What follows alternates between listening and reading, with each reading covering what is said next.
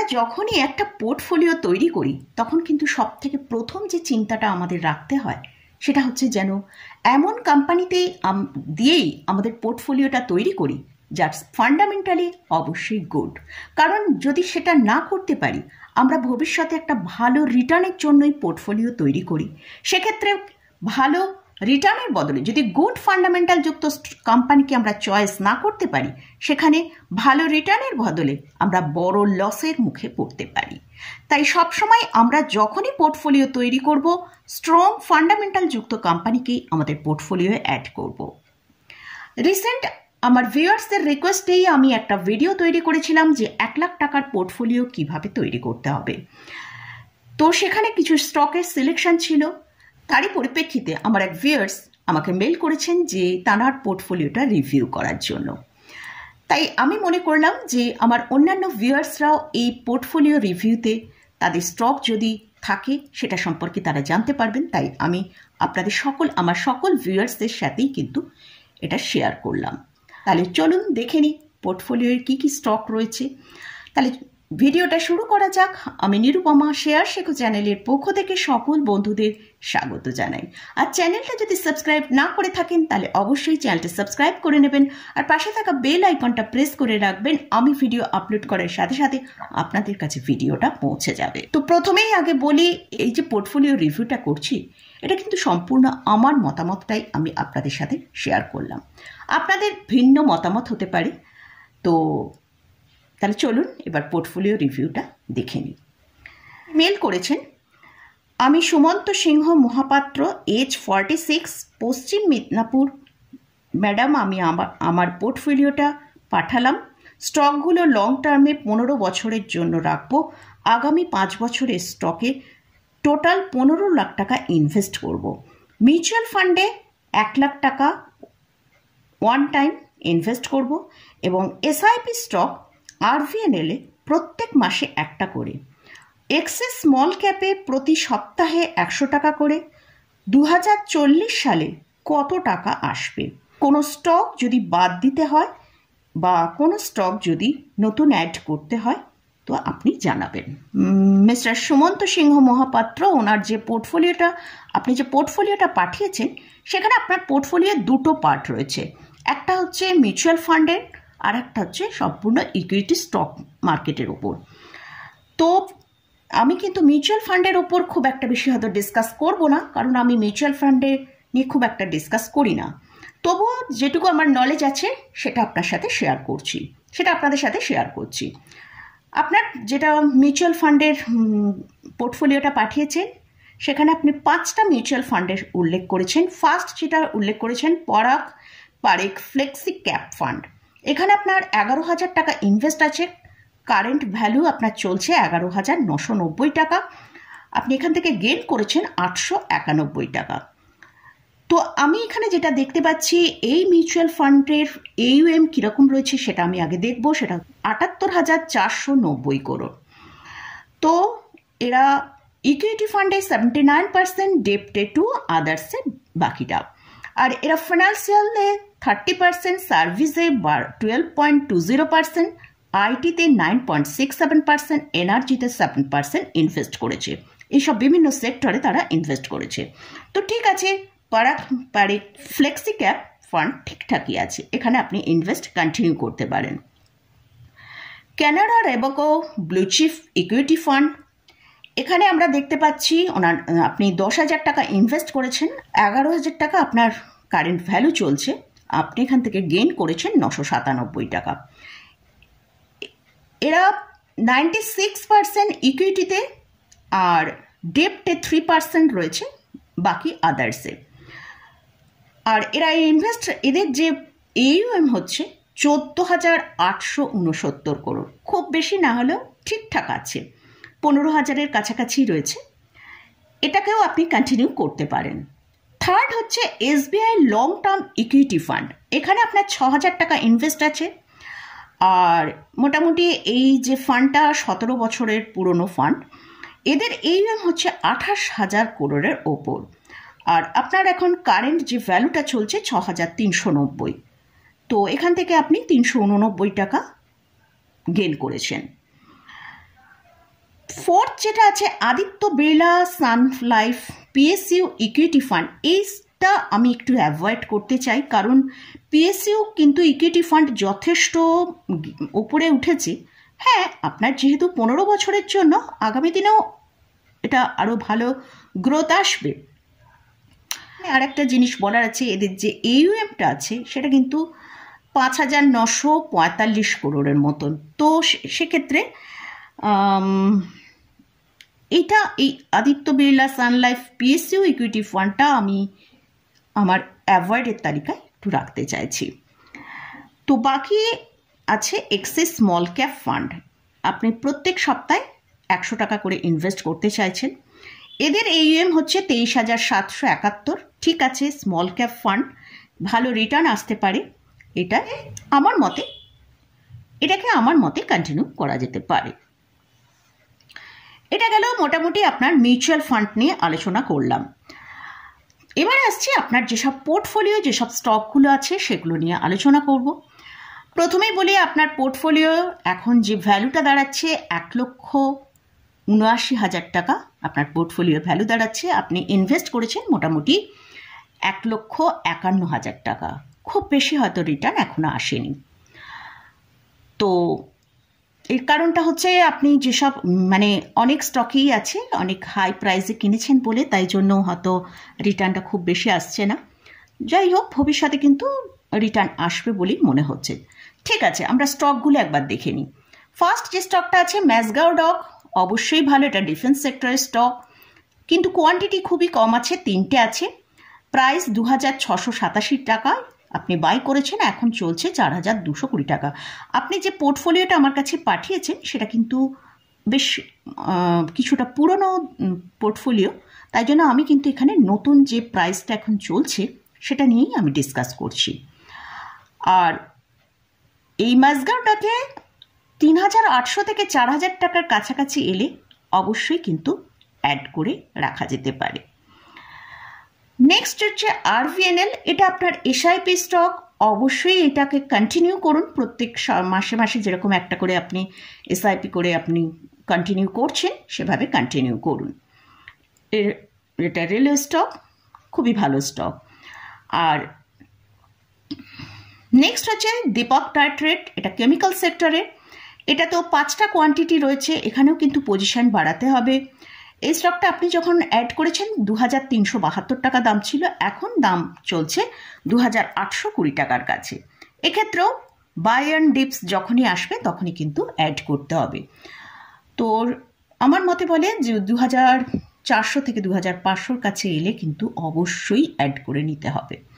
Next আসছি LT food, FMCG sector, ঠিকঠাকই আছে, 17টা কোয়ান্টিটি আছে, এখানেও নিচের দিকে প্রাইস এলে অ্যাড করা যেতে পারে। স্টকটা কিন্তু ভালো প্রফিট দিয়েছে, যেটা হচ্ছে 404 টাকা এখন প্রাইস চলছে, আপনার 200 টাকায় বাই আছে।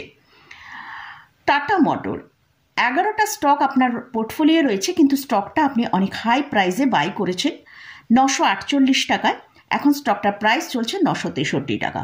স্টকটাকে যদি কোনো কারণে 800 থেকে 850-এর কাছে পাওয়া যায় তাহলে কিন্তু অল্প করে করে অ্যাড করা যেতে পারে।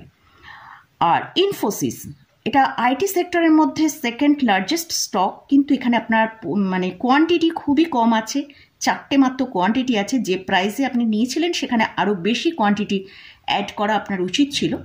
1,424 টাকা, হয়তো এতটা ডিপ নাও আসতে পারে, ওই 1,500-1,600-র কাছে আসে যদি, তাহলে কিন্তু অ্যাড করাটা ঠিকঠাক হবে।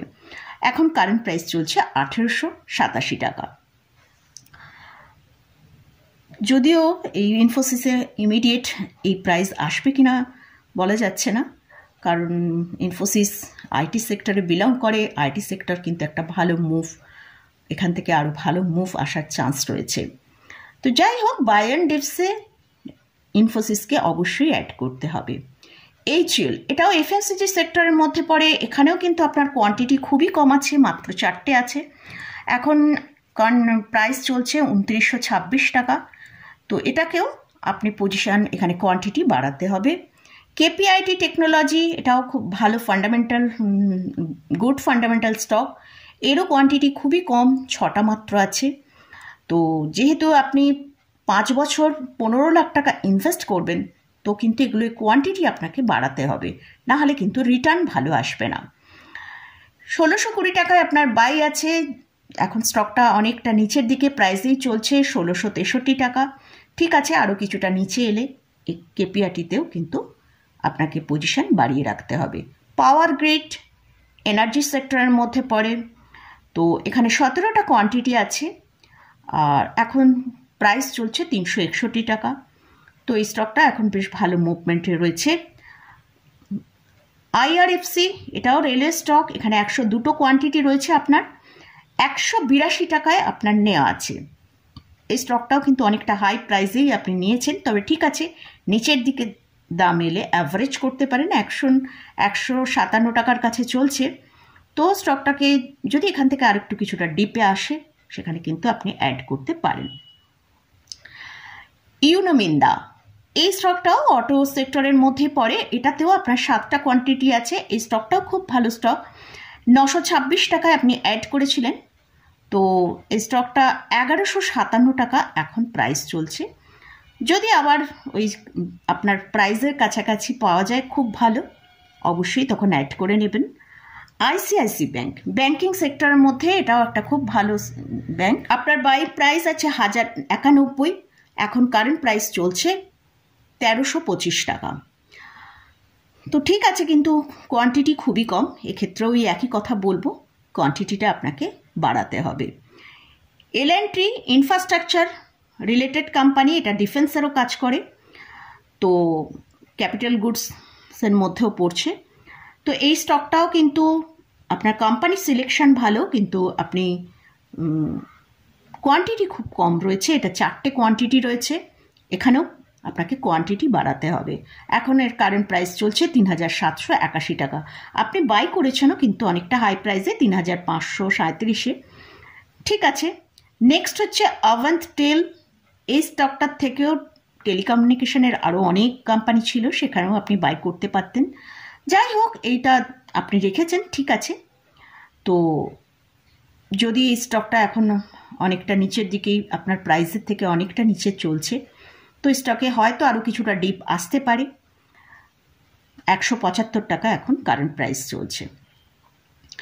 নেক্সট জোডিয়াক এনার্জি, এই স্টকটা কিন্তু ইনফ্রাস্ট্রাকচার রিলেটেড স্টক। আমার মতে বলে এই স্টকটা ফান্ডামেন্টালি আমার খুব একটা ভালো লাগেনি।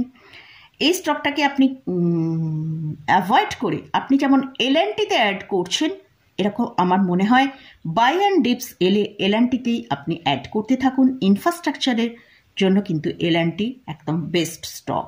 হচ্ছে ফেনোটেক্স কেমিক্যাল, এই স্টকটাও ঠিকঠাকই আছে, তবু এই স্টকের আমরা একবার ফান্ডামেন্টালটা দেখে নেব। এটা একটা স্মল ক্যাপ ক্যাটাগরি স্টক, এদের মার্কেট ক্যাপিটালাইজেশন 4600 করোড়ের ওপর, আরওসি হচ্ছে 38.7%, আরওই হচ্ছে 30%, অলমোস্ট এটা একটা ডেট ফ্রি কোম্পানি। এদের ইয়ারলি সেলস যদি দেখি 2020-তে ছিল 196 করোড়, 2024-এ হচ্ছে 569 করোড়। সেলসের মধ্যে কিন্তু ভালো গ্রোথ এসছে। নেট প্রফিট যদি দেখি 2020-তে 14 করোড় আর 2024-এ সেটা 121 করোড়, সেখানেও ভালো গ্রোথ দেখতে পাচ্ছি। এদের যে ক্যাশ ফ্লো সেটাও 26 করোড় পজিটিভে ট্রেড করছে, আর এখানে প্রোমোটারের হোল্ডিং 62%-এর ওপর, এফআইসদের 3%-এর ওপরে আছে, ডিআইসদেরও 3%-এর ওপরেই রয়েছে, পাবলিকের কাছে আছে 30%। তো ঠিক আছে, এই স্টকটায় আপনি যেরকম অ্যাড করতে চান এটা আপনি করতে পারেন। আর লাস্ট আপনার যে স্টকটা আছে সেটা হচ্ছে IDFC bank, first bank. IDFC first bank কিন্তু আমি অ্যাভয়েডের তালিকায় রাখতে চাই, কারণ এই স্টকে সেরকমভাবে আমরা কোনো মুভ দেখতে পাচ্ছি না। হ্যাঁ, যদি আপনি ট্রেডিং করার জন্য এই স্টককে চয়েস করতে চান সেটা কিন্তু করা যেতে পারে, কিন্তু পোর্টফোলিও অ্যাড করার জন্য আইডিএফসি ফার্স্ট ব্যাংক আমার খুব একটা পছন্দের তালিকায় নেই। তো আইডিএফসি ফার্স্ট ব্যাংকে আপনার 57টা কোয়ান্টিটি রয়েছে, 77 টাকা প্রাইসে, এখন কারেন্ট প্রাইস চলছে 73 টাকা। তো আমার মনে হয় এই জায়গায় যদি আপনি স্টেট ব্যাংক অফ ইন্ডিয়াকে অ্যাড করে রাখতে পারেন, তাহলে স্টেট ব্যাংক অফ ইন্ডিয়া কিন্তু আমাদের ইন্ডিয়ার পিএসইউ ব্যাংকের মধ্যে সবথেকে লার্জেস্ট ব্যাংক, এবং এই এসবিআইতে হচ্ছে একটা ভালো মুভ আমরা অলরেডি দেখেছি, আগামী দিনেও কিন্তু আরও ভালো মুভ দেখব। তো যাই হোক, এটা আমার চয়েস। এবার আপনি যেটা করবেন মনে করবেন সেটা করতে পারেন। 2040-এ এই পোর্টফোলিও থেকে কীরকম রিটার্ন আসবে সেটা নিয়ে আপনি জানতে চেয়েছেন। দেখুন, কনফার্ম আমি তো বলতে পারবো না কত টাকা আপনি রিটার্ন পাবেন, কারণ স্টক মার্কেট সবসময় কিন্তু ফ্ল্যাকচুয়েট করে। সেক্ষেত্রে মোটামুটি একটা যেটা আপনার স্টকের ওপর এবং যেটা এসআইপি করছেন তার উপর আমি একটা ভিউ আপনার সাথে শেয়ার করতে পারি। তো মোটামুটি এসআইপিতে আপনার আরভিএনএল 522 টাকাতেই আমি ধরলাম।